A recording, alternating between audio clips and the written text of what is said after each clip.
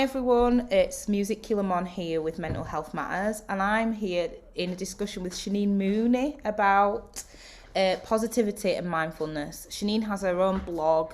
I found it really inspirational, what her posts that she's been putting up. So I just wanted to talk to her today about positivity and mindfulness and how that is helpful for those of us that are struggling with mental health issues.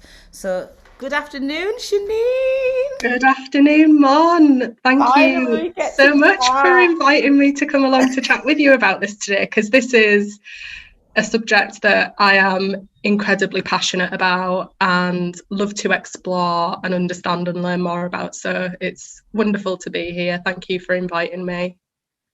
That's amazing. Well, so what we're going to talk about is basically I want to know a little bit about your history, um, your own experiences that led you to create your blog, and just about your whole outlook on life in general, because it is really I always find that whenever I read something that you've written, I instantly feel better.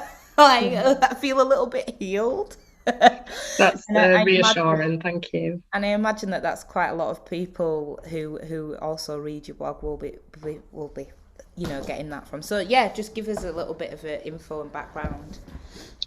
So I guess I've had a general interest in mental health for a long time, and I started a career working in mental health when I was about 21, and I did an apprenticeship and started working for a mental health team in Leeds as a mental health support worker. And in that role, I kind of picked up the basics of being a professional working in mental health, but it wasn't until I had a breakdown myself back in 2014, I think it was.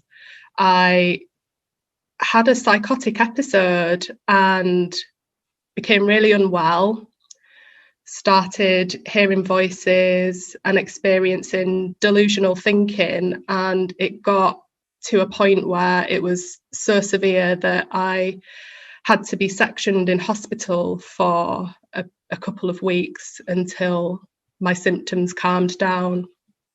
And for me, that experience was just a huge wake-up call. A huge wake-up call to me that I had to change the direction of my life that I was going in, and I had to find some sense of security and stability within myself. And so that really started my personal journey into understanding the mind, understanding mental health, how it affects people, and how we can find a sense of being okay, even if we don't feel okay. So from that point, I started to explore different areas such as psychology and philosophy and spirituality. And I felt like I wanted to pull all of those different areas together, because I found in my personal experience that traditional mental health services lacked an insight into the holistic, spiritual, philosophical nature of mental health, and found that spirituality kind of lacked an understanding of psychology and a scientific understanding of mental health. And so my journey led me to find an understanding called the Inside Out understanding, which was learning the basics of how the mind functions in health and in illness. So it was kind of developing an understanding that we have a general awareness of what is happening in our environment, and we experience thoughts, and it's these thoughts that create our experience of life. And once I came to understand that for myself, I noticed that everything that I was going through that I considered to be a negative experience was my perception of things. I found that as I was seeing things happening and placing judgments and expectations on what was happening, it was then creating the feelings within me. And so once I made that connection within myself, I saw that being more aware of my thoughts and realizing that I didn't have to believe the thoughts that I was thinking, and that I didn't have to act upon the thoughts that I was thinking if they weren't helpful or supportive to my life. I could see things a lot more clearly. And so I guess my unshakable optimistic outlook is founded on the understanding that I have negative thoughts, but I don't tend to play into them as much as what I used to.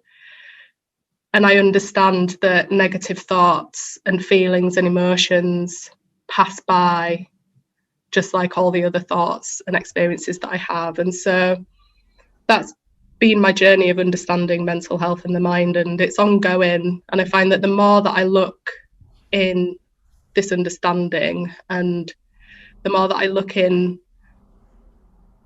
my experience and understanding the mind, the more there is to see about it. And that's kind of an ongoing journey for me.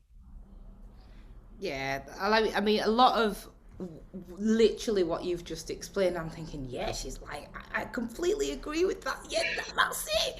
That's it. This too shall pass. You know, and it's making yourself aware of that state where actually this, I can come out of this. This is just, you know, temporary. It's not prolonged. This negative thought process. And for many people, it takes them, you know, an awareness or something happening for them to like with you saying that you had a breakdown. I had a breakdown at work as well, and that led me to realize actually I need to fix up here. You know, I need to fix how I feel about myself, and if it's out of my control, that's something that I need to not get worried about or let those negative feelings encompass me. And it's amazing hearing that journey as well. I mean, you could see me nodding, couldn't you? I was like this. I mean, what advice would you give to individuals that sort of have that feeling of hopelessness, and you know, that have really struggled, particularly in this last sort of 12 months, where we've got the coronavirus and we've got lockdowns, we've got people losing their jobs, people losing their income, creative arts industry's just been left, you know. What sort of advice could you give those individuals in terms of how they can sort of see that it's just a temporary, that, you know, that even though it's something that's negative that's happening right now, this doesn't mean that it's going to be the rest of your life that's going to be negative. So just sort of those sort of thoughts and tips and advice for individuals regarding that sort of thoughts. Well, I think you explained it well when you said this too shall pass, and it really is finding a source of resilience within yourself to know that no matter what is happening in your life, in your mind, within your personal experience, that you have this source of grounding and resilience that can get you through anything. There isn't anything that you can't face and navigate through when you just come back to being who you are in this moment and knowing that you can get through it. And it took for me to explore that experience for myself. And so I would say that if anybody's struggling to understand this, look within and see what you can see for yourself, because the only things that's changed my life is understanding for myself. So for years, people have told me what I should and shouldn't be doing to take care of myself and my mental health, but it wasn't until I grasped it for myself that I started to think, oh, I get it now. And so I think the best advice I can give to anyone is just understand your experience from a personal perspective, and don't be afraid to do what works for you, even if it doesn't look like what society deems to be an appropriate way of dealing with your circumstances. If within yourself you feel like you have to do something that might be frowned upon, like, for example, I'm thinking, for example, like some days I just stay in bed, and society might say, well, you're being lazy. But actually, I know within myself that having that time where I just completely close off from the entire world and I stay in my bed and I keep my curtains closed keeps me well. And I've learned that I don't have to explain that to anyone. And I've learned that I don't need anybody to understand the things that I do to look after my mental health. But within myself, I know that I can do what I can to take care of myself. And it really is trusting that soft inner guidance that knows what you need in the moment. It knows exactly what you need. And often what we do is we ignore it and we do what we think we have to do, or we do what we think we're conditioned to do. But when we start to just listen to the quiet voice within ourselves that knows how to take care of us and knows what we need, we can just find a more pleasant experience, even in difficult circumstances, because no matter what, we know that we can look after ourselves. Yeah, preach, completely. Like when you said about staying in bed, I was like, that's me. Literally, like there's some. My husband doesn't get it. Like neither do my kids to some extent. It's like some days I need like to just rest because Yeah. I'm always on the go. I always have, and that was my coping mechanism to deal with everything that's going up here. Was if I'm on the go all the time, so much so I don't have time to think about what's going on in here because I've got so much to do. And so when, a year ago, pandemic hit, it was like, oh my gosh, I can't be on the go all the time. I can't be going out doing gigs on a weekend, doing stagecoach, doing all these things, running my own business. I can't, like, literally everything stopped, and I found that incredibly difficult. And so when I had those moments where we started to go back to work, and then it was like, okay, I need a day in bed. I need to sleep until 12.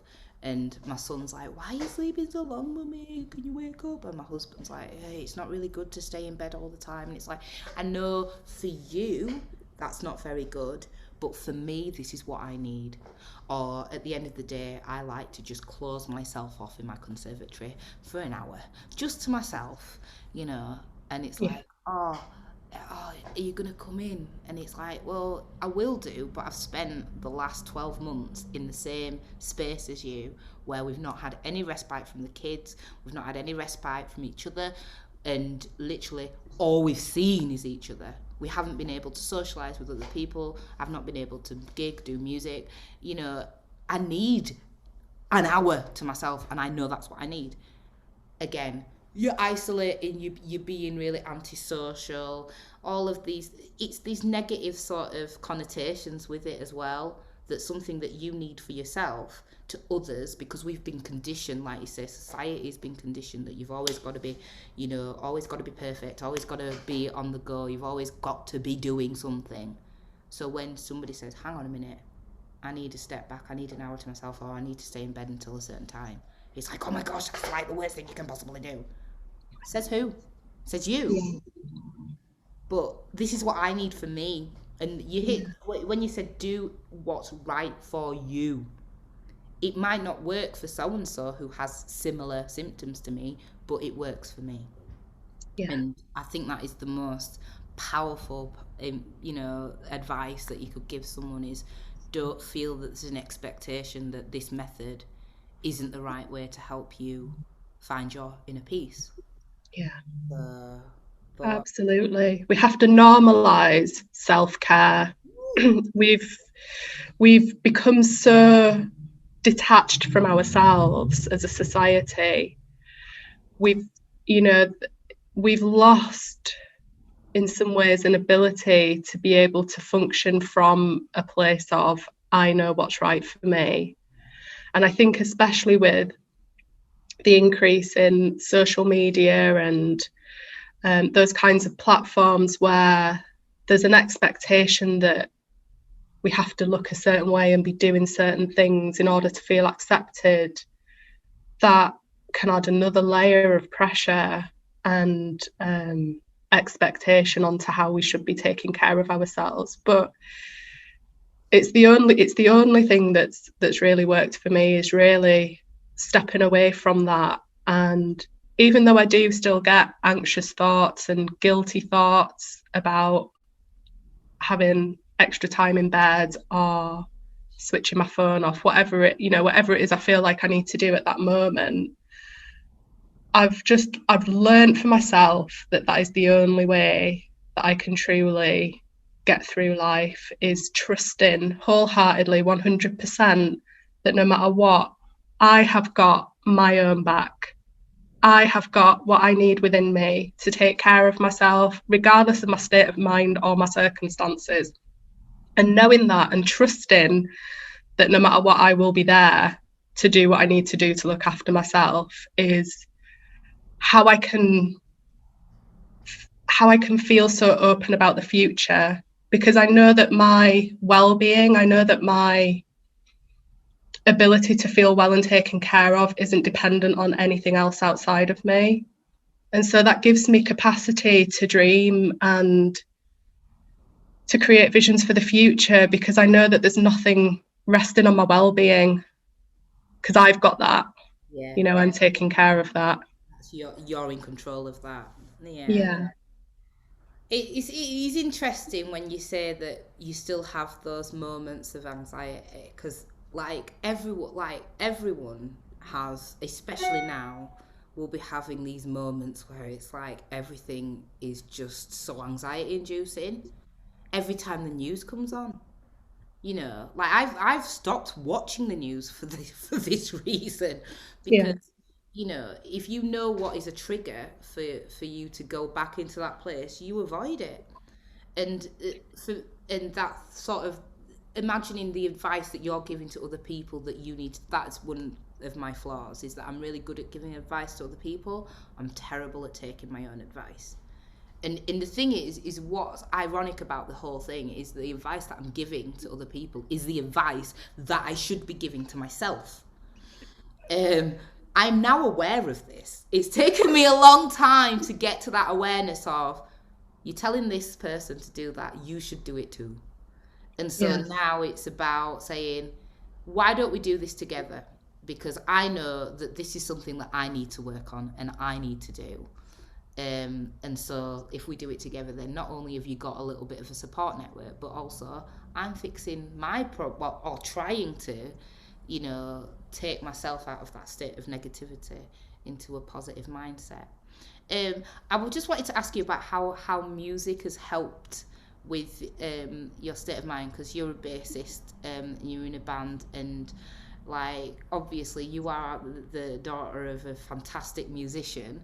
So I just wanted to talk about how music has sort of shaped your positivity, and how much of an positive impact that's had on your state of mind and your life, the way that you live your life now.